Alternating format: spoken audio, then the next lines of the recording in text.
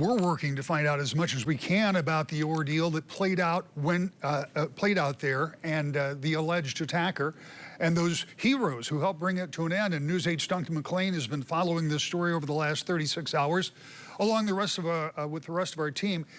Duncan, you join us now, and you've seen some of these developments as they go. Can you tell us a little more about the arraignment and what that conversation was like? Well, that's playing out, like we said at the top of the show. As we speak, he's facing that judge in district court up in Traverse City. They set bond at $100,000, and you heard the judge say it's one of the more heinous allegations that they've seen in her time with that court. It's the 11 charges of assault with intent to murder and 1 charge of terrorism. Again, that bond set at $100,000 as that continues to play out. And you told me when you came up you had been monitoring that, and there was also some discussion about his mental health. Yes, almost right away they got into past allegations and indications that this man was not of the most stable mental health. Now, Target 8 investigator Ken Kolker is also up north trying to get as much as he can on this man's history, and he does have some files in and out of courts around that area.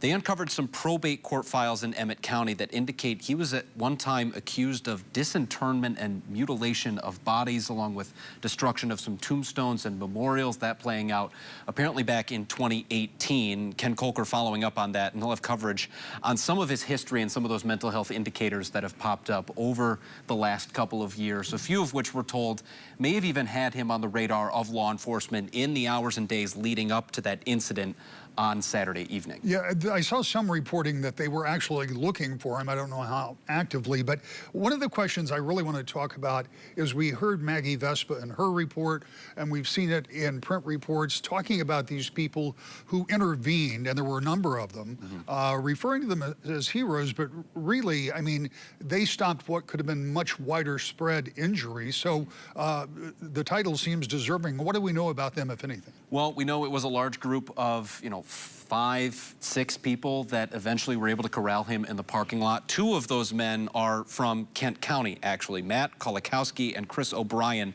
They spoke with Maggie this morning up in Traverse City, and we were actually able to get Matt on the phone on Sunday evening, very briefly. He said they were just up having a vacation on Torch Lake with their family, stocking up on supplies before they headed out on the boat that they had rented when they saw this chaos unfolding in the Walmart. Matt saying that he just reacted in the moment. He's a former member of the Marine Corps, so he had some training in how to deal with this stuff, but he said he saw the destruction and the bloodshed inside the Walmart and just said he just had to act. When we spoke to him on Sunday, he did say that he's not willing to do interviews just yet. He wanted to salvage some part of his vacation with his family, get out on the boat and enjoy themselves, but they're headed back to town tonight.